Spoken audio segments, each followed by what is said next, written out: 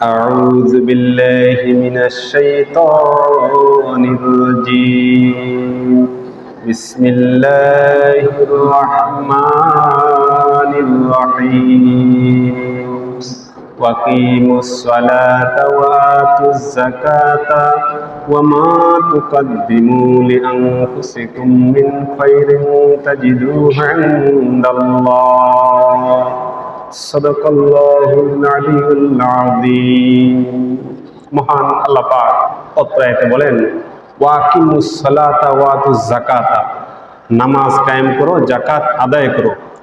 যদি তোমরা নামাজ কায়েম করো, প্রতিষ্ঠা করো, তার মানে প্রত্যেকটা ব্যক্তি সে যথাসময়ে সঠিক সময়ে সঠিক নিয়ম মেনে নামাজ আদায় করো, পাশাপাশি যাকাত দাও। কি দাও? যাকাত দাও, যাকাত আদায় করো। তাহলে তোমাদের জন্য রয়েছে অনেক পুরস্কার, আর সেটা হলো সামনে। আল্লাহ পাক স্পষ্ট কোরআনে বলেন ওমা তুকাদ্দিমু, তোমরা সামনে পাবা তোমাদের সেই প্রতিফল, সেই রেজাল্ট, ফলাফল।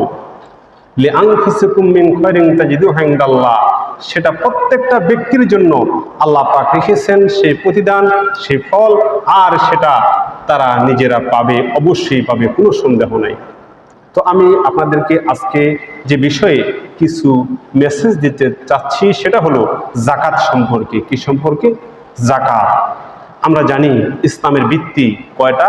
5টা, ঠিক কিনা বলেন? তার মধ্যে একটি হলো কি? যাকাত। তার মধ্যে একটি কি? যাকাত। এই 5টা ভিত্তির একটি যদি আপনি না মানেন অথবা আপনি পালন না করেন, তাহলে আপনি পরিপূর্ণ ইমানদার মুমিন মুসলমান হতে পারবেন না। আপনি স্বীকার করছেন, ঠিক আছে, আমি সব মেনে নিলাম, বাট আপনি এগুলো পালন করেন না, নিয়ম আইন বিধান হুকুম এগুলো আপনি মেনে চলেন না, এজন্য আল্লাহ পাক আপনার জন্য রেখেছে কঠিন শাস্তি। কি রাখছেন? কঠিন শাস্তি। শুধু মানলেই হবে না, যথাসাধ্য আপনার সাধ্য অনুযায়ী প্রত্যেকটা হুকুম পালন করার চেষ্টা করতে হবে। বলেন সুবহানাল্লাহ। আর এই যাকাত অত্যন্ত গুরুত্বপূর্ণ একটি বিষয় ইসলামে রাখা হয়েছে। এই পৃথিবীতে আমরা জানি 2 শ্রেণীর মানুষ আছে, একদল হলো ধনী আর একদল হলো গরিব, ঠিক কিনা বলেন? এটা কি আমরা নিজেরাই নাকি আল্লাহ বানাইছে? আল্লাহ সৃষ্টি করে দিয়েছেন ধনী এবং গরিব হিসেবে। এই ধনী গরিব 2টা দল সৃষ্টি করে আল্লাহ পাক যেমন 2টা তফাৎ করেছেন, আর এটার মধ্যে 2 জনের মধ্যে যে একটা গ্যাপ আছে, কি আছে? গ্যাপ আছে। এই গ্যাপটাও পূরণ করে দিয়েছেন আল্লাহ। কি করছেন? পূরণ করে দিয়েছে। সেটা কিভাবে? ধনী ব্যক্তি সে অনেক টাকার মালিক হবে, অনেক ধন সম্পদ তার থাকবে, সে ভালো ড্রেস, ভালো খাওয়া দাওয়া, ভালোভাবে চলাফেরা সব কিছু করবে। আর যে গরিব, সে খেতে পারবে না, সে অভাবে অনটনে দুঃখ দুর্দশার মধ্যে থাকবে। এটা হতে পারে না। আল্লাহ সৃষ্টি করে 2টার মধ্যে একটা ব্যালেন্স তৈরি করে দিয়েছেন। কি করছেন? ব্যালেন্স করে দিয়েছেন, যাতে গরিব হলেও সে কি আপনার তার মনে কোনো কষ্ট না থাকে। নাম্বার 1, আল্লাহ সুন্দর করে পৃথিবীতে তার বন্ধুর মাধ্যমে মানুষদেরকে বুঝিয়ে দিয়েছেন যে আমার বন্ধু মুহাম্মদ সাল্লাল্লাহু আলাইহি সাল্লাম তিনি দোয়া করছেন সারা জীবন, আল্লাহ তুমি আমাকে গরিবী হালাতে মরণ দিও, আর গরিবের সাথে আমাকে হাসরের ময়দানে উঠাইও। বলেন সুবহানাল্লাহ। তাইলে যারা ধনী আর যারা গরিব, এখন ধনীরা তো অনেক সুখ স্বাচ্ছন্দ্য ভোগ করতেছে, গরিবরা তো কিছুই পায় না। তারা কি পেয়ে খুশি? নবী পেয়ে খুশি। কি পেয়ে খুশি? নবী পেয়ে, ঠিক কিনা বলেন? প্লাস তারা আপনার ওই দুনিয়ার মধ্যে আপনার ব্যালেন্স করে চলাফেরা করার পর পরকালে যখন উঠবে, তখন তাদেরকে আল্লাহ পাক ধনীর 500 বছর আগে, কত বছর? 500 বছর আগে জান্নাতে ঢুকিয়ে দিবেন। এখন আমার প্রশ্ন হলো, যারা গরিব তারা তো কষ্টে থাকে, কষ্টটা কেমন কষ্ট? এমনটা হবে নাকি যে ধনীরা ধনী গরিবরা গরিব হবে? এমনটা হবে নাকি? ক্যাপিটালিজম একটা সিস্টেম এই পৃথিবীতে চালু আছে, যেটার মূল লক্ষ্য উদ্দেশ্য হলো ধনীরা ধনী, গরিবরা গরিব হয়ে যাবে। সে ফকির হতে একদম নিঃশেষ নিঃস্ব হয়ে যাবে, আর ধনী কি কোটিপতি হয়ে যাবে? না, এটা বলা হয় নাই, এটা ইসলাম বলে না। ইসলাম বলতেছে কি, আল্লাযীনা ইউনফিকুনা আমওয়ালাহুম ফি সাবিলিল্লাহি সুম্মা লা ইউতবিউনা মা আনফাকু মান্নাও ওয়ালা আদান লাহুম আজরুহুম ইনদা রাব্বিহিম ওয়ালা খাউফুন আলাইহিম ওয়ালা হুম ইয়াহজানুন। যারা আল্লাহ রাস্তায় ধন সম্পদ ব্যয় করতেছে, ব্যয় করার পর সে এই ধন সম্পদ দেওয়ার পর, ব্যয় করার পর, দান করার পর পরে সে লায়ুত বিউ না, সে খোটা দেয় না। কি দেয় না? খোটা দেয় না। আমরা এরকম বলি না সমাজের মধ্যে, কিরে তোর না পশু উপকার করলাম, যে ভুলে গেলি। বিশেষ করে মহিলাদের মধ্যে এটা হয়তো খোটা দেয়, ঠিক কিনা বলেন? এটা আল্লাহ পাক স্পষ্ট কোরআনে বলে দিয়েছেন যে খোটা দেয় না তারা।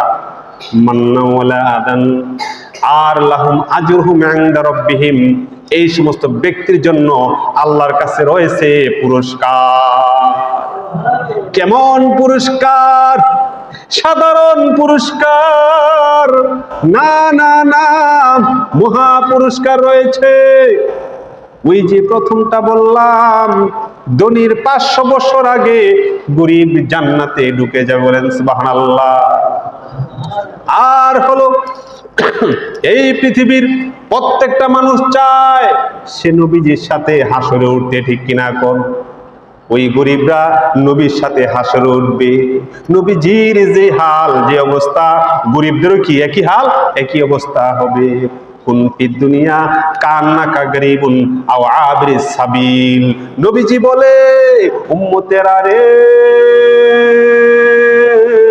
দুনিয়ার মধ্যে তুমি এমন ভাবে থাকো রে যেন তুমি গরিব আর পথিক, মুসাফির। কি?